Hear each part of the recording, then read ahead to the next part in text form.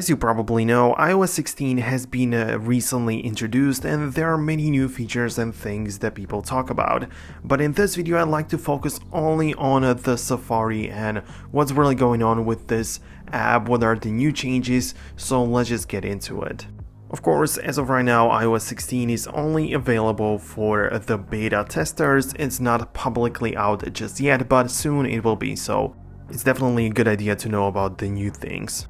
Now in iOS 16, when you actually set and have settings for a different website, let it be some website that is in a different language, perhaps you would like to get it automatically to be like in the desktop mode or to use the reader mode or whatever.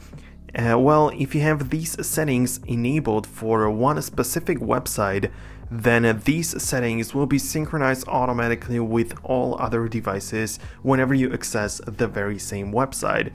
This is going to happen automatically and you don't have to do anything for it.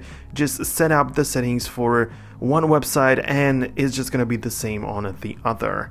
When it comes to using translation for a different website, for the websites in different languages, the new languages have been added and are now supported, and that includes Turkish, Thai, Vietnamese, Polish, Indonesian, and Dutch. So you can translate from these languages as well in iOS 16. Apple has recently added the option for you to set like different tab groups in a Safari. That means that you can have some work group and there are only tabs of pages that you use for work or different things. Of course, this has been added some time ago, but now with iOS 16, you have the option to share a set of tabs with friends. And the point is that everybody would be able to add their own tabs and see the tab group update instantly as you work together. And that is great for some projects and for sharing stuff, so that's definitely a nice idea. You can also pin tabs in those tab groups, so you can customize it with pinned tabs for every one of the groups. And also there are start pages for those groups, so they can have a dedicated start pages that you can customize with the background image and favorites and things you want there to show up, and it's all shared, so definitely a good thing. But as of right now, running the first beta of that version, I can't really get it to work. I don't know how exactly you can share it because I tried to hold down to the group, I tried to slide it, I tried to click on more options, but I just cannot get the sharing to work. And I suppose this only is going to be changed with the later updates. Of course, the first beta probably isn't even able to support it or something, but I believe that when the official version is going to come out, then it's going to be clear how you can share it, how you can use this shared groups tabs.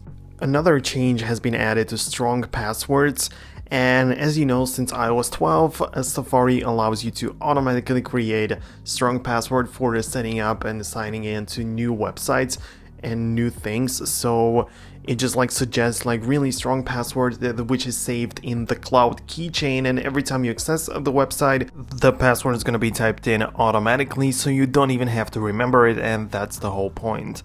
But since iOS 16, we have the option to modify and customize the strong passwords, which were like suggested and provided to us.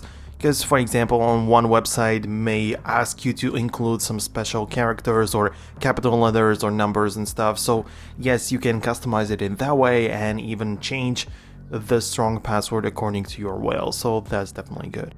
Another new thing is the added support for live text in a Safari as well, because as you know, in iOS 15 we have the option to copy and select text in photos saved to our device, and in iOS 16 we have the ability to copy text from videos as well, but in our case most importantly in a Safari pictures as well. So that's a good addition to that, because a lot of times you just open up a picture which is on a website, you don't need to download it and you just want to copy a text from it. You can now do it very easily. The same principles apply, just hold down to it. You can copy it and translate it, even speak, whatever you want to do with your text.